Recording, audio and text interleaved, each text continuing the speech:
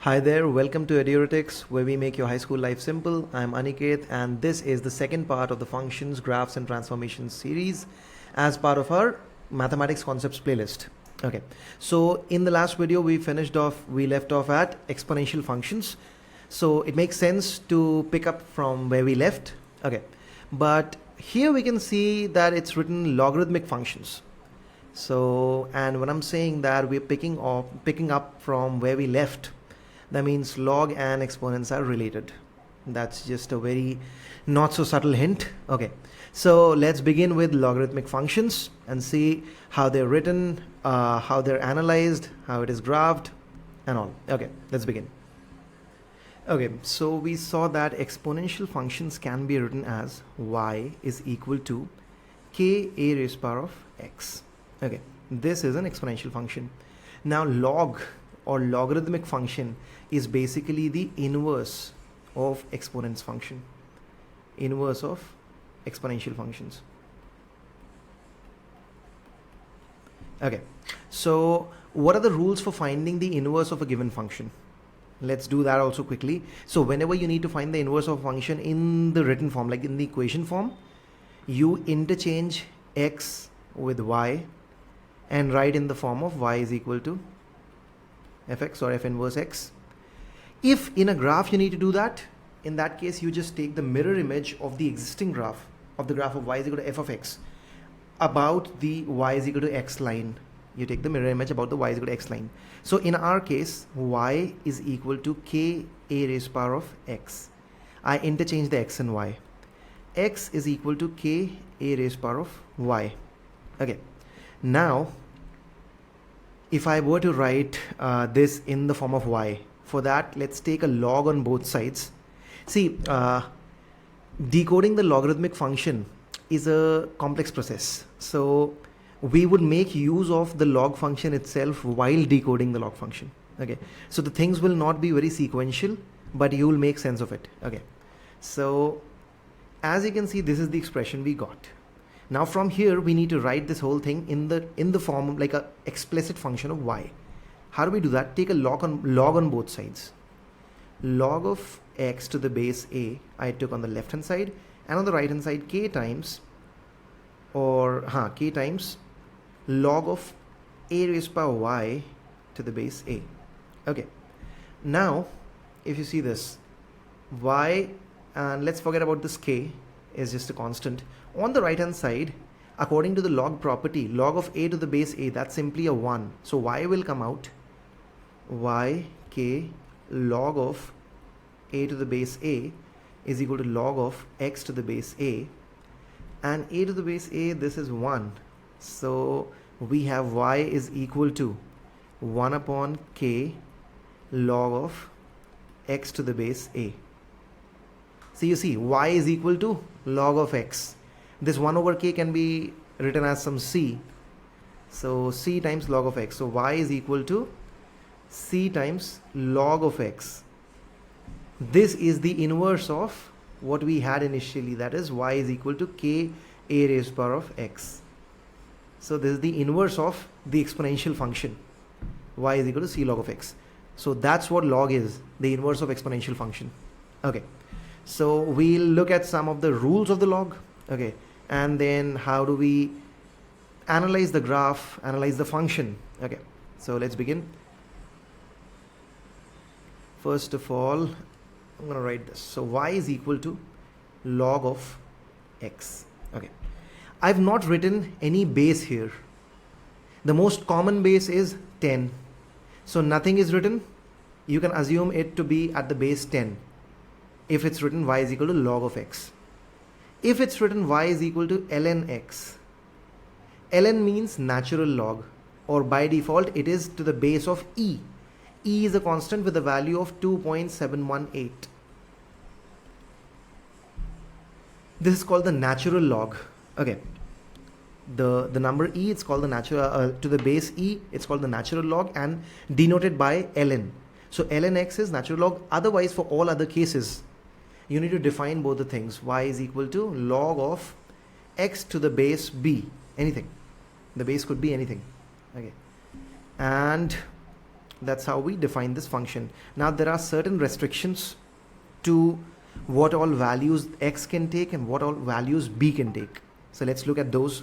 Okay, so it's very important to understand the interchangeability of the log expression to the exponent expression, or the exponent expression to the log expression. Okay, so you must know at all times what are the corresponding things on both sides. For example, let's do that quickly again. Y is equal to a raised to the power of x, and now I take the inverse and write x is equal to a raised to the power of y, then take the log of a on both sides, log to the base a on both sides, so it becomes log of x to the base a is y. Now we'll devise the rules, the certain rules which need to be followed. For example, for this function to be valid, a must be greater than 0, a should not be equal to 1, and x should be greater than 0 at all times. Okay, these are the conditions for a log function to be valid.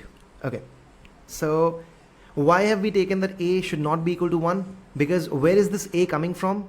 It's coming from here or here. If a becomes equal to 1, this function will no longer stay an exponential function. A 1 raised by any number will stay a 1, and that 1 on a graph, it will be denoted like this: y is equal to 1. This is the y is equal to x line. If I take the mirror image of this line, y is equal to 1 line, on the y is equal to x line to define the corresponding log function, it will become like this. This cannot be called a function because it's taking infinite y values on a single x value. Whereas for a function, it cannot take anything more than a single value at one x value. The y cannot take more than one value at a single x value. So this is not defined. That's why a should not be equal to 1. See, that's why I'm showing you the interchangeability, so that you're able to make sense of what the rules are. Okay, so this is one thing. Now from here the rules are defined. If you look at the graph of y is equal to a raised per x, it looks like this. Here is the x is equal to y line. So next, when you draw the log, you take the mirror image of this graph about the y is equal to x line. It's going to look like this. That's the mirror image. So this here is the log function. Okay, this point was x is equal to 0. Okay, x is equal to 0 and y is equal to, let's say, a raised per x, so a, y is equal to a. Here this is going to be x is equal to 1. Okay, this is going to be x is equal to 1, where y will become a 0. The log function becomes a 0. So in the exponential functions case, we had a horizontal asymptote at y is equal to 0.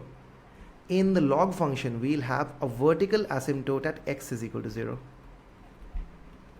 You see, everything is just getting interchanged. Vertical asymptote at x is equal to 0. Okay, that's it. Here this is.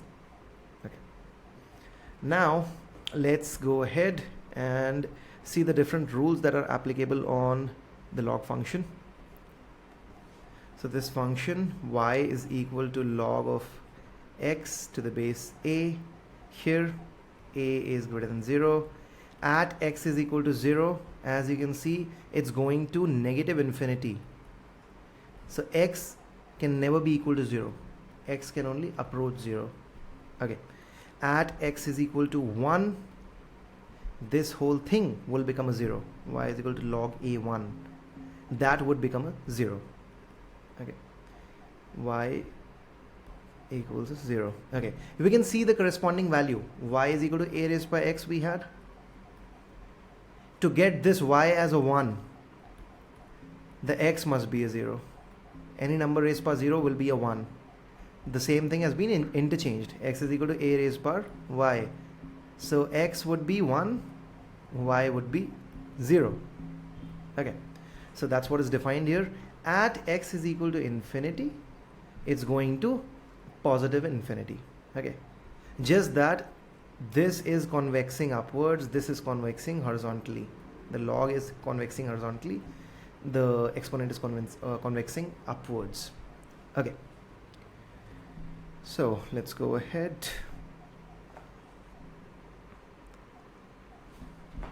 Certain basic principles. Log of a log to the base a 1 would be a 0, that is known. Okay, then log of a to the base a is going to be simply a 1.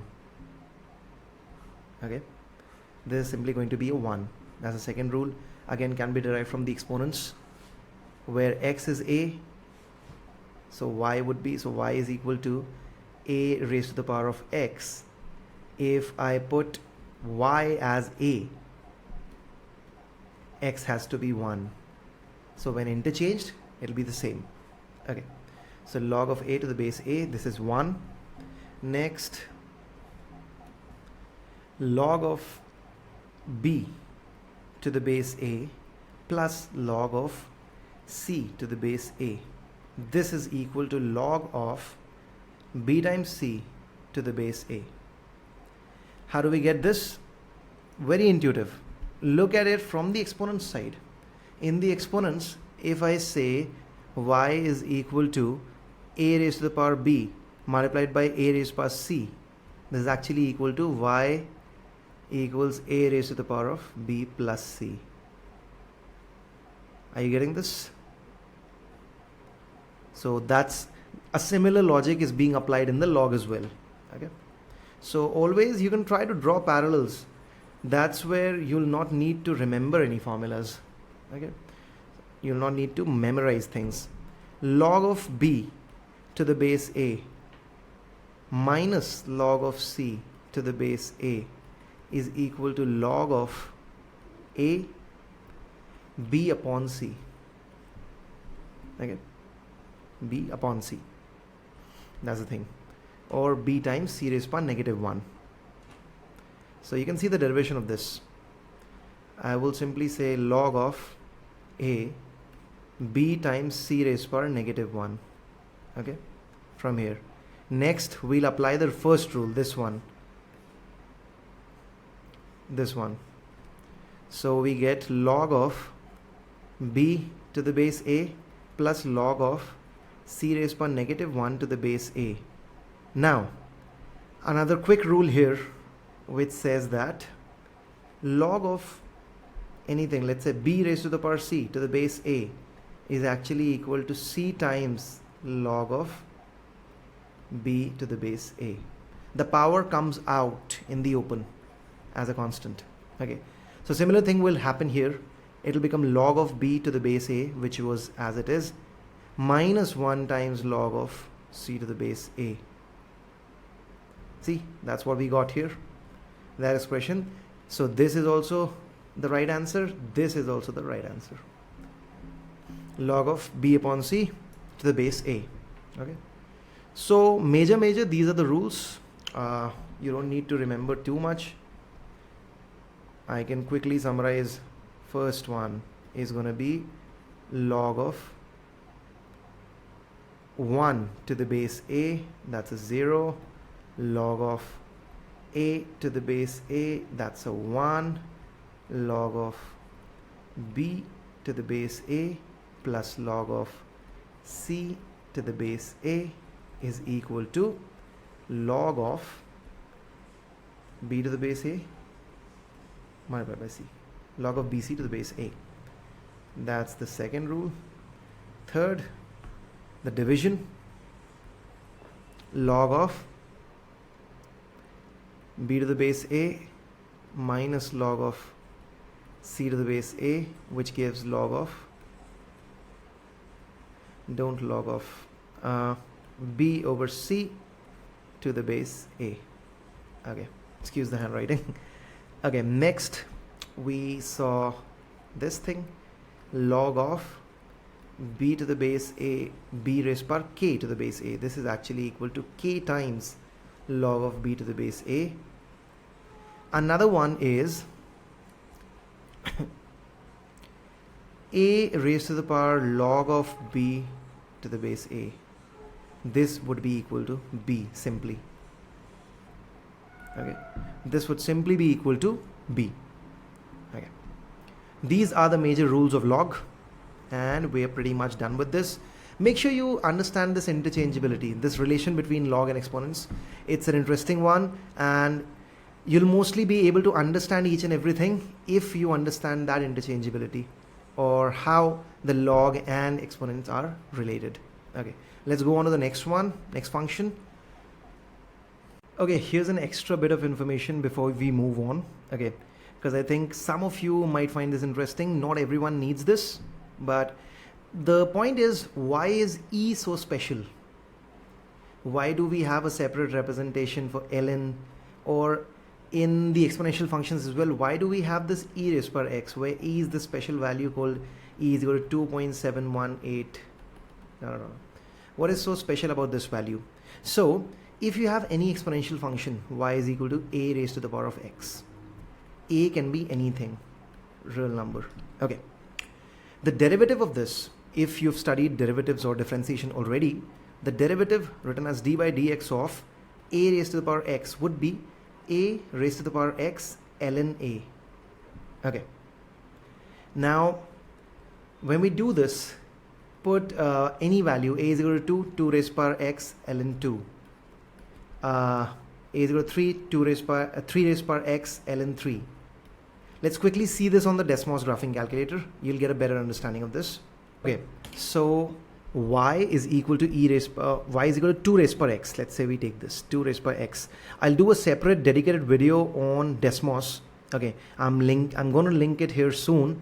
If it's not being shown here right now, go to the playlist, the same mathematics concept playlist, and look for the Desmos video. It's really important. Okay, y is equal to 2 raised by x. As you can see, the curve is right here in front of us. Now we're going to do the derivative of this. Okay, so for that, I click here on functions. I go to the d by dx of 2 raised per x. Okay, you see the thing in blue, the graph in blue is basically representing the derivative or the rate of change of the graph in red, which is 2 raised per x, the exponential function. Let's do one thing.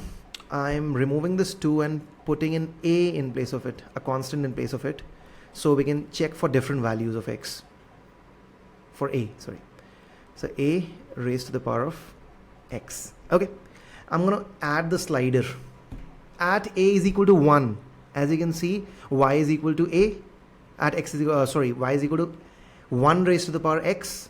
So 1 raised by anything is just going to be a 1. So y is equal to 1, and derivative would be a 0, because derivative of a constant is 0. Now I increase this. See, it's increasing. The exponential function is getting curved. The rate is also catching up. The rate is in blue color. It's catching up.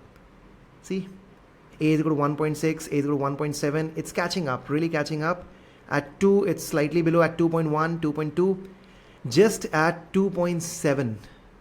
If you see this at 2.7, the graphs coincide. 2.7 is the value, is the e value. Let's put it here. Let's put y is equal to e raised per x and d by dx of e raised per x.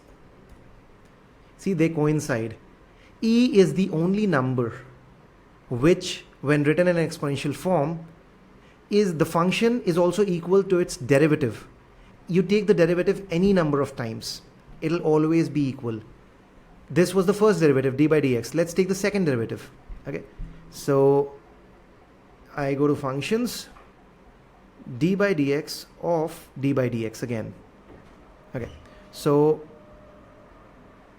d by dx of d by dx, this is going to give you, now we're going to do e raised per x. Okay, this is the second derivative in purple. It's also coinciding on the original graph. So e is special because of this. E raised per x, you differentiate it any number of times. Its rate of change always stays the same at all points. Okay, and it's equal to the function itself. That's why e is special. Okay, let's go on to the next function, which is going to be trigonometric functions. Okay, Okay, trigonometric functions. For this, I assume basic understanding of right triangles, okay, and like basic understanding of the ratios. For example, so in a triangle, in a right angle triangle, here's the right angle A, B, C, okay. AB is called the hypotenuse.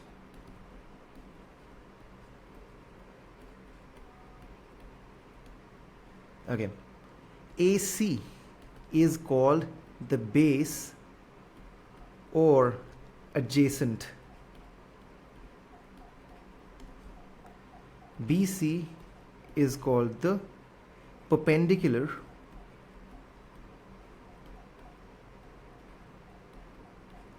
or opposite. Okay, BC is the perpendicular or opposite. Okay. So now there are certain trigonometric ratios defined with respect to the angle. So let's say I take the angle here, angle alpha. I call this alpha. There's a Greek symbol alpha. Okay. So the first ratio is opposite over hypotenuse. Opposite over hypotenuse, which is equal to BC, opposite with respect to this angle alpha, okay, BC upon AB. Then the second ratio is adjacent, which is AC over hypotenuse, AB. And then the third ratio is opposite over adjacent, BC over AC. Okay.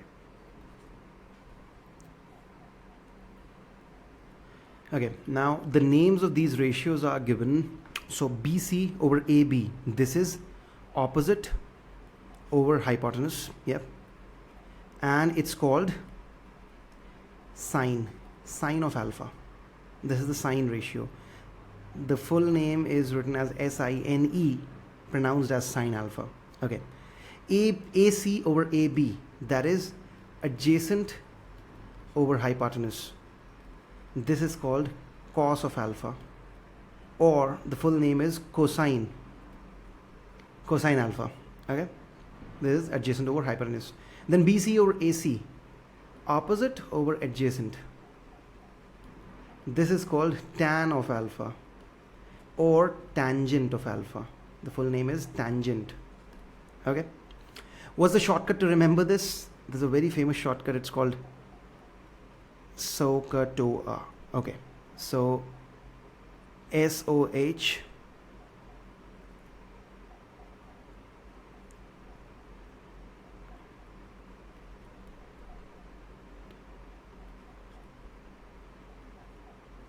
this is the thing. So sine S opposite over hypotenuse, cos C adjacent over hypotenuse, tan T opposite over adjacent. SOHCAHTOA. That's a shortcut which you can use to remember. Or for people who prefer to use perpendicular and base, these namings, the shortcut called PBP over HHB. So P over H sine, B over H cos, P over B tan. Okay, these are just simple to remember. Okay, now let's look at what exactly these functions are defined as. What do they do? What do they represent? Okay, okay, so let's talk about sine. Sine alpha will always be less than or equal to 1, greater than or equal to -1 for all alpha belonging to real. Okay, so for all alpha values belonging to real, the alpha values are given in radians. So there are two ways to represent angles. One is radians, the other is degrees. Let's quickly see the relationship between the two. So for going from radians to degrees, you multiply whatever radian is given. Let's say it's given x multiplied by 180 over pi. This will give you the angle in degrees. For going from degrees to radians, for example, let's say there's a radian given to, there's a degree given to you, let's say 60 degrees. Okay, so 60 degrees multiplied by, you'll simply multiply the given angle with pi over 180. This is equal to pi over 3. This is the radian measure of 60 degrees. Similarly for radians, so let's say pi over 3. If I go to degrees from here, I multiply by 180 over pi and I get 60 degrees. Okay, this is the conversion of radian to degree, degree to radian. So sine alpha, it stays between -1 and 1 as so let's look at the graph of sine alpha to see what pattern it follows. It's a periodic graph. Okay, so if we look at the graph of sine alpha, starts with 0, 0, pi by 2 or 90 degrees, pi, 180 degrees, 3 pi by 2, 270 degrees, 2 pi. That's 360 degrees. That's the complete circle. Okay, so when you look at this graph, it looks like increases all the way till 90, comes down to 0 at 180, increases in the negative all the way to 270, comes down to 0 at 360.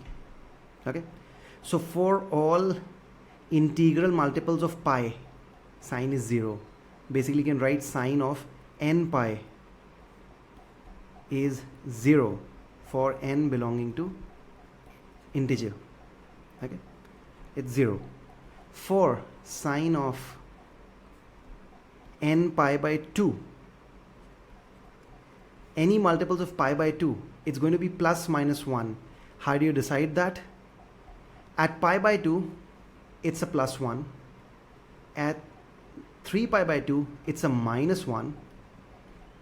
Again at 5 pi by 2, it's a plus 1. So what relation you get from here? 2n plus 1 pi by 2. Okay, sorry, 4n plus 1 pi by 2. 4n plus 1 pi by 2.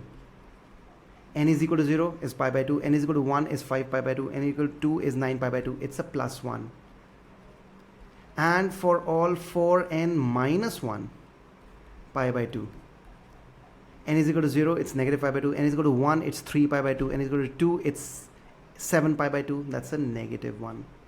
Okay. This is the general periodic pattern of a sine curve. The sine curve looks like this. If you extend it on both sides, it keeps on going like this. Okay. Now let's look at cosine, cos. The cos behaves pretty much opposite to sine. As sine increases, cos decreases. As sine decreases, cos increases. Okay. Why is that happening? Let's check that. Okay.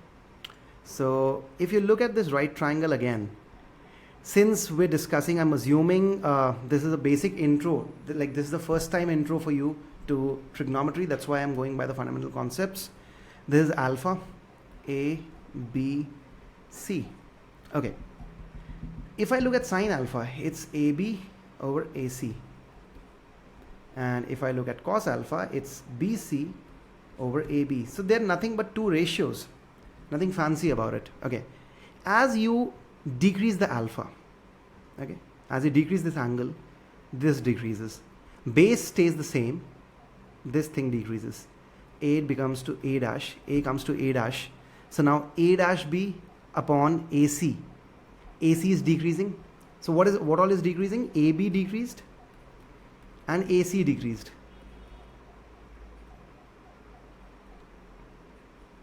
Okay. Whereas BC stayed the same.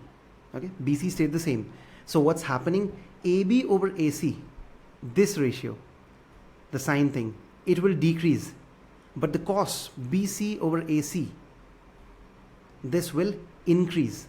That's why for smaller angles, cos is higher. For bigger angles, sine is higher.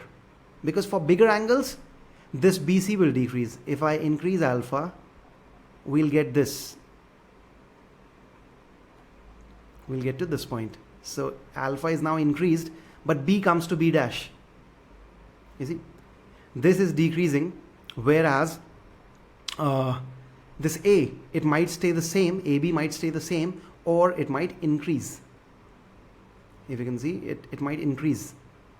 Okay, so that's why for smaller angles, cos will be bigger. For larger angles, sine would be bigger.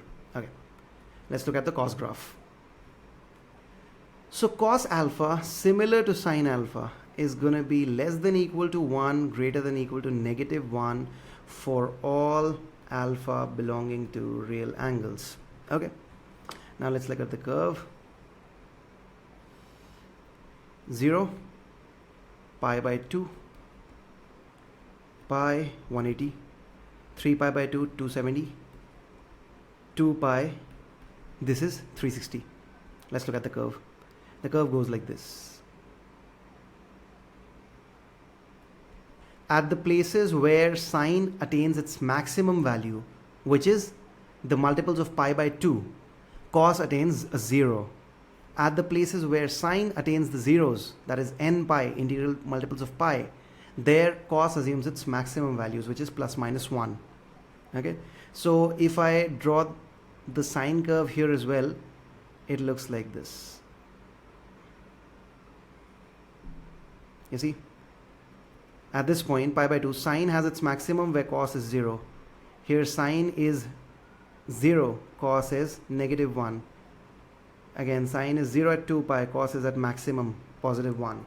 Okay, so this is how the cos graph operates. So a combination of sine alpha and cos alpha would stay between -2 and +2. Okay, the combination. Okay, so now let's go ahead. This is clear. Now we'll look at the tan curve. Okay. Tan alpha is basically opposite over adjacent, or in other words is also equal to, so let's see, if I write sine alpha, sine is opposite over hypotenuse. I divide it with cos alpha, which is adjacent over hypotenuse. You know what this will give? This will give opposite over adjacent. So tan alpha is also equal to sine alpha over cos alpha.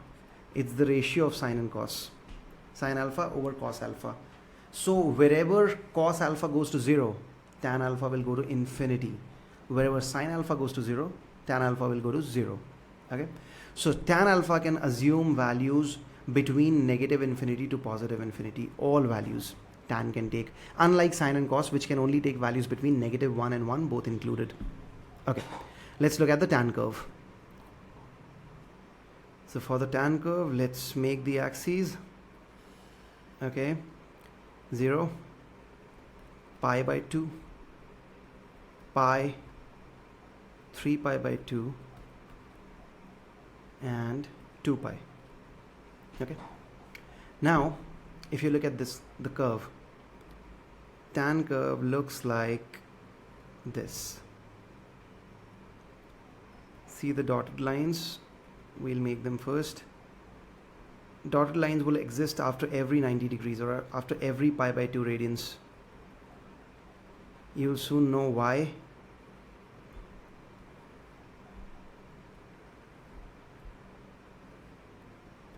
See this -infinity here, +infinity on the top, and a 0 here in the middle. At all the integral multiples of pi, the tan is going to a 0. At all the integral multiples of pi by 2, the tan is going to infinities. The limit does not exist, as you can see. The function is not differentiable, and even the limits don't exist at n pi by 2, at all the integral multiples of pi by 2. Okay, that's where it's infinity at all these positions. The graph is repeating, as you can see, this portion. So basically the period of a graph is defined as the portion of the graph which when replicated can complete the graph. This much portion of the graph can be replicated to complete it, because it's just getting replicated in all pieces. So how many radians is it covering from here to here? 3 pi by 2 minus pi by 2, 2 pi by 2, or pi. Pi radians is the period of the tan graph. That means the tan graph repeats after every pi radians. So period is pi for tan. Let's quickly look for cos and sine. If you look at the cos curve, it goes from 0 to 2 pi and then it will repeat again on both sides. That means the period of cos is 2 pi. Period of sine, let's look at that. If you see, this piece from 0 to 2 pi is basically getting replicated throughout. So the period of sine curve is also 2 pi. Okay. In the tan curve, there are vertical asymptotes. Okay, vertical asymptotes at what equation? Like, what is the equation of the asymptote? At what points is the asymptote? So asymptote is basically a line, and the equation of the line would be x is equal to n pi by 2. All of these values are going to have asymptotes. Like the tan curve is going to have asymptotes as all of these values. Okay, I hope this is clear. This is not too much of information. Take your time, practice these graphs, the functions, try to understand how we analyze the different functions, especially the log one. That's really important. Okay, in the next part of this video series, in the next part of it, we're going to look at some special functions also, like greatest integer function, absolute value function. We're going to look at how the graphing strategies, graphing each and every function. We're going to look at that and the transformations. Okay, we might need another part as well after that, but that'll totally depend on how well you're understanding this. Okay, so let me know in the comments how well the concepts have been described, or if you have any doubts, just ask them. Okay, thank you. Bye bye, take care.